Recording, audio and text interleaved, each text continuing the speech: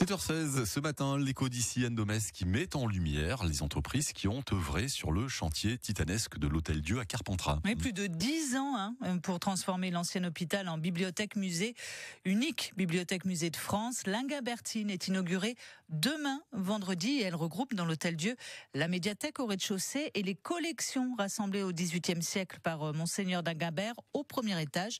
Une entreprise a travaillé sur ce projet depuis le début, la menuiserie Vincent de Carpentras. Bonjour Yannick Lobréau. Bonjour. Vous faites partie de l'entreprise Vincent. Depuis combien de temps vous êtes mobilisé sur ce chantier ? Donc j'ai commencé à fabriquer les premières fenêtres suite au départ de l'hôpital en 2005. Donc depuis 2005, quasiment tous les ans, on est sur l'Hôtel-Dieu. Jusqu'à encore hier ou avant-hier. Ouais, c'était un très long et très bon chantier. La bibliothèque, on a commencé en 2014. 2014 et on est à 2 personnes en permanence, quasiment, avec des phases de travaux. On a été quand même bien arrêté avec le Covid, mais ça fait quand même déjà du monde. Et qu'est-ce que vous avez fait exactement sur ce chantier ? Alors sur ce chantier, on a commencé par remplacer ou restaurer toutes les fenêtres. Oui, tout ce qui est porte, tout ce qui est fenêtre, c'est nous. Tout ce qui est parquet, c'est nous. Tout ce qui est une grande partie des meubles, c'est nous. Le cahier des charges, c'est déjà, on est dans un bâtiment classé monument historique. Et donc, déjà, à ce niveau-là, on a quand même l'architecte des monuments historiques qui nous contrôle et qui nous suit. On n'a pas le droit de faire n'importe quoi. Ce qui change de l'ordinaire, c'est surtout sur le musée. Le musée, on a eu beaucoup de mobilier à refaire à l'identique. Du déplacement de mobilier historique qu'il a fallu récupérer sur l'ancienne bibliothèque et remodifier un peu pour faire de la maintien de la restauration dessus et le remettre en place à l'Inguimbertine. Et vous avez eu des contraintes aussi liées aux normes de 2024 ? Beaucoup de portes dans le musée ont été obligées d'être élargies ou inversées sans ouverture pour gérer le flux de personnes et tout ce qui est évacuation de personnes en cas d'incendie ou des trucs comme ça, quoi. Et voilà, il faut mettre toutes ces normes et d'évacuation et de sécuriser aussi. Mine de rien, c'est comme un musée. Il y a quand même des belles œuvres et donc c'est plein de petits trucs qui font qui se voient pas, en fin de compte, mais qui sont énormes. Et vous êtes fier du résultat final ? Ah bah oui. On l'a inauguré jeudi dernier. C'est magnifique, c'est magnifique. Particulièrement, on a la grande salle de la bibliothèque municipale, on va dire, qui est énorme. Au départ, c'était une coque vide. Le fait d'avoir mis un entre-étage, un entresol dedans, avec cette mezzanine, avec ce parquet et tout, tous ces mobiliers, tous ces livres, c'est magnifique. Quand on l'a connu au temps de l'hôpital et de la maternité, ça n'a rien à voir. Tous ceux qui passeront dans le musée, ils vont dire, quand ils vont voir tous les meubles et tout, voilà quoi, c'est magnifique quoi. Merci beaucoup Yannick Lobréau de la menuiserie Vincent à Carpentras. Merci à vous. Bonne journée, au revoir.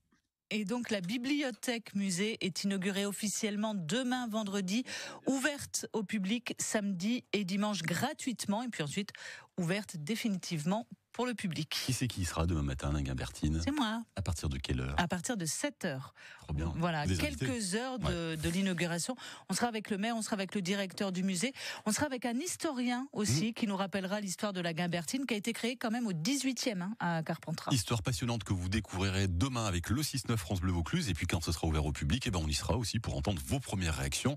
Et pour ça, vous nous écoutez samedi, ce sera entre 10h et 12h30, on envoie sur place David Bérard. Bon réveil avec l'équipe du 6-9 France Bleu Vaucluse. La bibliothèque musée Inguimbertine qui ouvre au public samedi à Carpentras. France Bleu Vaucluse continue donc à vous dévoiler quelques-unes des pépites qu'on pourra y voir, Anne. Oui, ce matin, coup de projecteur sur un manuscrit élaboré par un pirate inconnu, un ouvrage rarissime que le directeur du musée Jean-Yves Bauduit décrit à Philippe Popper. Alors c'est un manuscrit de 88 feuillets qui est assez original. Il est de l'inconnu de Carpentras, qui n'est pas de Carpentras, mais son manuscrit est conservé à Carpentras et qui relate les aventures, le voyage dans les Antilles en fait, d'une expédition commandée par le capitaine Fleury qui était parti de Dieppe en 1618, qui va aller vers le Brésil et remonter vers les Caraïbes, et faire un tour, revenir sur Dieppe en 1620. C'est un véritable roman, ce sont des pirates en fait, c'est une expédition de pirates. Il y a près de 300 soldats dans cette expédition, plus des marins. Ce manuscrit va relater cette aventure avec des batailles parfois et surtout l'intérêt de ce manuscrit, c'est que son auteur inconnu, je répète, l'inconnu de Carpentras, va décrire les Caraïbes un peu avant la colonisation de ces îles, et il va mener une véritable enquête quasi scientifique en décrivant à la fois les paysages, le climat, l'environnement naturel, et aussi les us et coutumes des populations, des Indiens en fait, qui habitent ces îles. C'est une des premières descriptions des Caraïbes? Tout à fait. Ils passent à peu près 11 mois avec ces populations. Ils vivent avec les populations dans leur hutte souvent.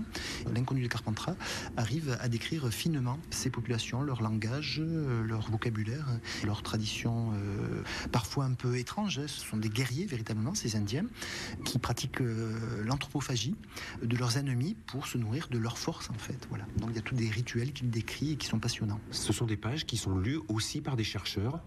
Ce manuscrit en fait que l'on conserve à Carpentras a fait déjà l'objet d'une édition papier aux éditions Payot avec un appareil critique, et surtout c'est le 5 millionième document qui a été numérisé par la célèbre plateforme Gallica de la Bibliothèque nationale de France. Voilà, c'est un document qui a une très grande valeur, qui d'un point de vue bibliophilique en fait n'est pas un beau document, c'est un manuscrit simplement relié avec une couverture donc en parchemin qui est un manuscrit cursif, qui est pas fait, voilà, c'est pas une belle écriture, mais son contenu est d'une très très grande valeur. Et la bibliothèque musée Ingabertine est inaugurée demain soir, figurez-vous, à Carpentras. Elle ouvre donc ses portes au public samedi. Pour le week-end d'inauguration, Carpentras est en fête. Un samedi dimanche, vous pouvez accéder gratuitement à la bibliothèque musée qui ouvre donc ses portes. Il y aura de la musique, il y aura des concerts, il y aura des food trucks et il y aura France Bleu Vaucluse. Vous passerez voir David Bérard qui sera en direct effectivement de ce bel événement. On y sera samedi entre 10h et 12h30 et vous y serez demain matin. Voilà, avant l'inauguration pour présenter le musée, juste avant son inauguration et son ouverture. On vous fera vivre tout ça. C'est un vrai bel événement à vivre grâce à France Bleu Vaucluse. C'est votre radio d'ici 8h21.